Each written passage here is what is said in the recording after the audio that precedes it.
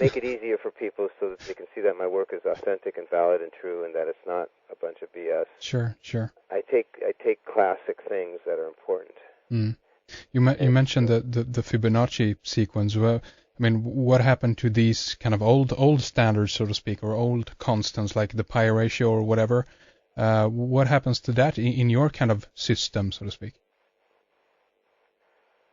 Well, what I do is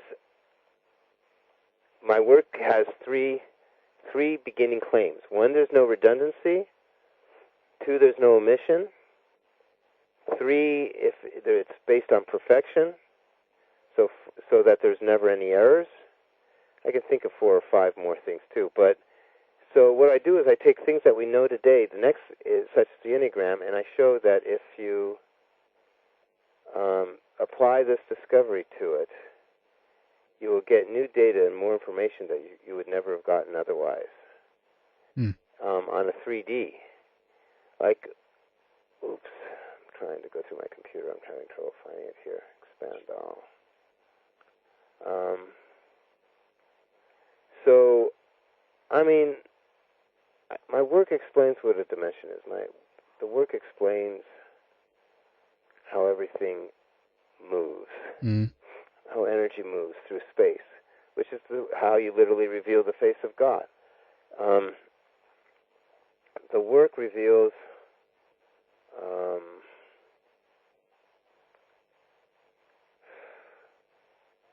don't know why I can't find this. So you get new information, new data.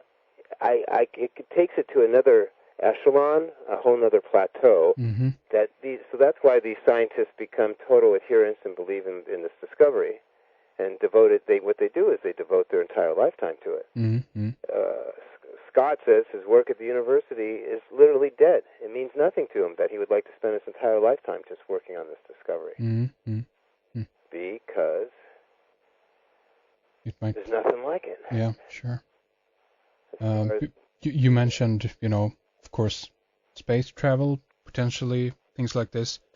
Do you see that this could lead to advancements in computing, quantum computing, something like this? I know the secret of artificial intelligence. I obsolete the PC. I obsolete the Apple. I obsolete the Windows operating machine. Tell us about AI. Well, okay.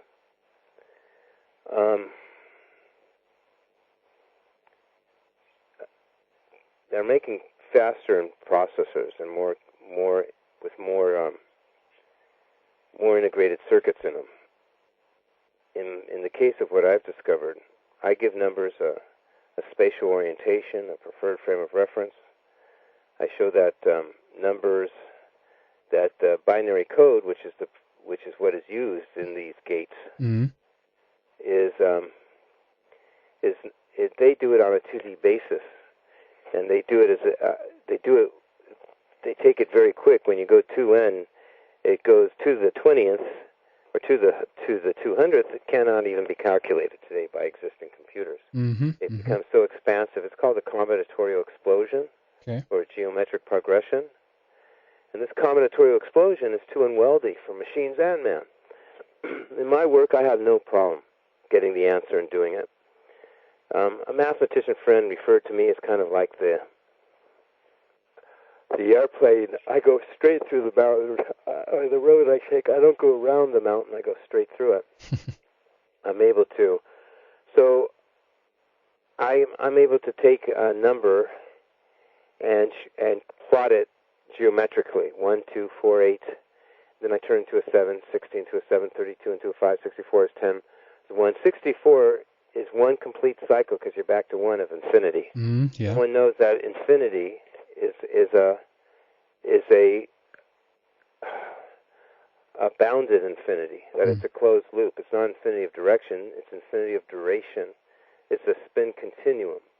So I can I'll explain my work, but everyone's going to be dumbfounded and not understand what I'm describing. What I discovered is that numbers don't move.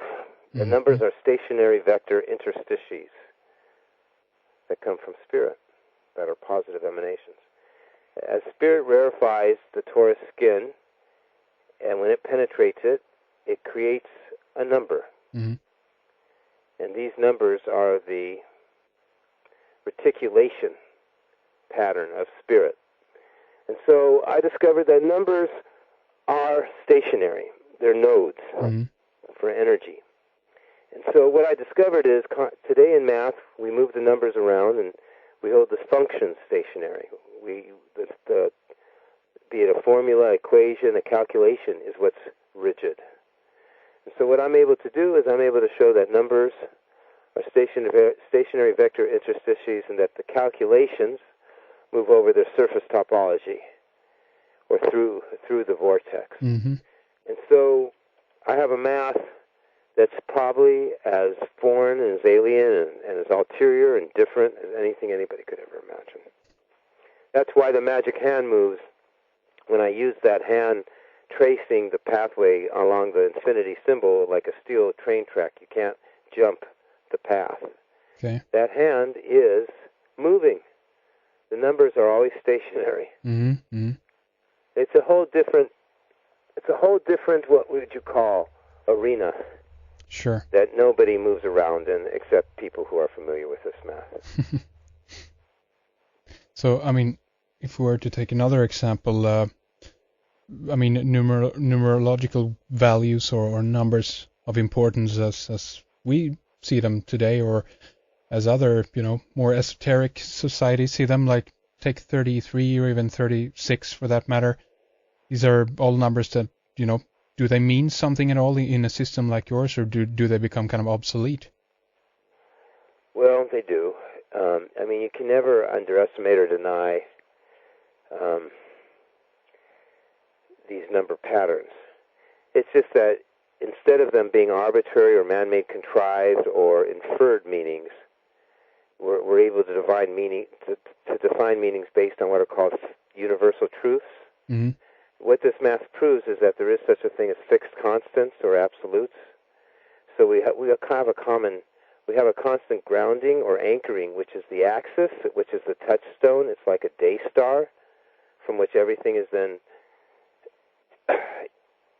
given its identity. Mm-hmm. Like the torus skin is nothing but, it's all like facets of a crystal, and they're all like mirrors reflecting the emanations coming from the center. Sure. So the truth is every number is an important, pivotal, crucial number that numbers cannot be created or destroyed, fortunately. Mm-hmm. Just like matter to energy, energy to matter in relativistic physics, mm-hmm. the same applies to numbers, that a number cannot be created or destroyed. Well, they are a representation of something, isn't that right? Exactly, yeah. Right. Well, numbers have temporal, spatial, volumetric qualities. Mm-hmm. I mean, they're not necessarily only representative of something. Numbers are real. They are undestroyable. In other words, the universe was created after 9 conditions. If God had willed, he could create it after infinite conditions, but they still would have been based on the prime squares factoring. Mm-hmm. But so when I work with numbers, I'm doing things based on what are called fixed constants, absolutes. It applies to everybody the same uniformly. They're called priories. It's not a theory, it's a theorem. Okay. And so all numbers are indestructible, priceless, and they piece together like a jigsaw puzzle, like a mosaic. Mm. So if you think of all the inferred meanings that they have in numerology, and if you take it a millionfold further, and you piece all those numbers together like a broken jigsaw puzzle, it reveals the panorama,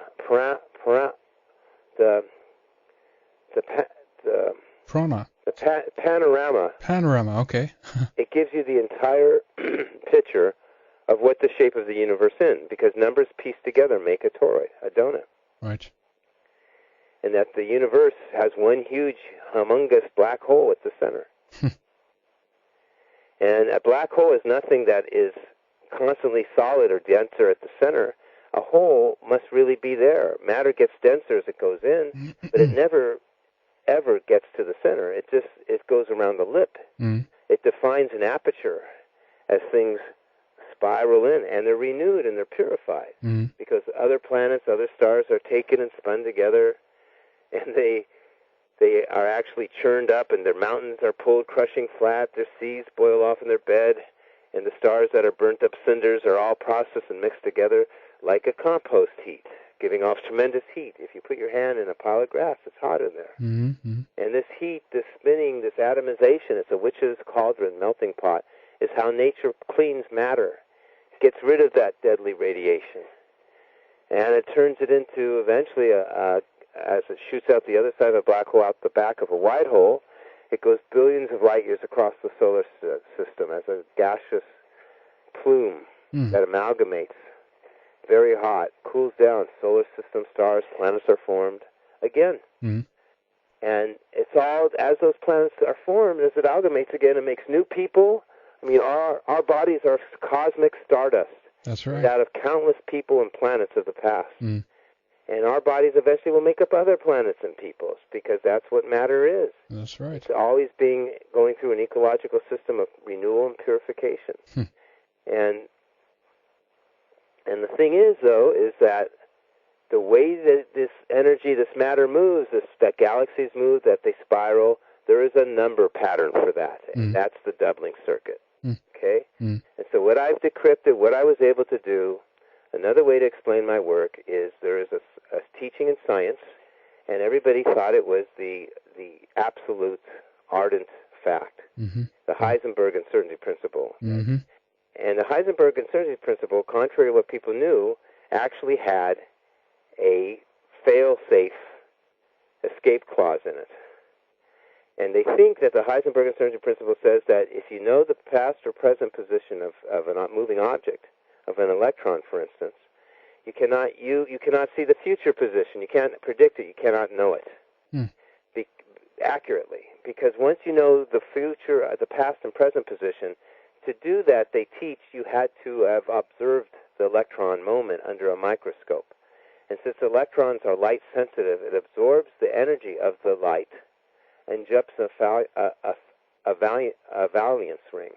Okay. And so you've affected what you're observing at. It's like a hiker picking all the flowers on the way. An electron microscope is saturating the electron with energy and making it jump valence rings.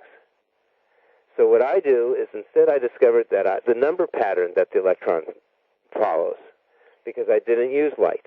I used numbers. I created my own interferometry pattern to see where this energy moves. And so what they didn't count on in quantum mechanics, all these engineers and scientists at the university, all these particle physicists, what they forgot was that light is invasive. They never imagine, and that's why the Heisenberg uncertainty principle is uncertain.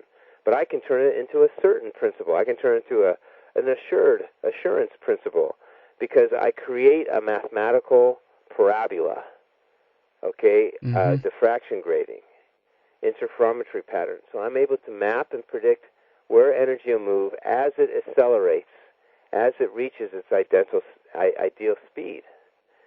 And so with this math, this vortex-based mathematics, there's nothing that you cannot anticipate or answer and have a specific exact number value for that answer. Okay. No endless non-repeating decimals, no approximations, because they don't really exist. Okay, so the spooky effect, so to speak, if we speak about quantum mechanics, is still there. It's still undetermined, or are you saying that it isn't uncertain? We're talking about something that is very specific, spooky effects of quantum mechanics. Repeat your question one more time. Well, I mean, when you spoke about Heisenberg's, the uncertainty principle, when you're talking about a spooky principle with action at a distance and how it works, the discovery that I have turns it from being a anomalous event that is undescribable and not able to always be duplicated upon demand. Okay, I see.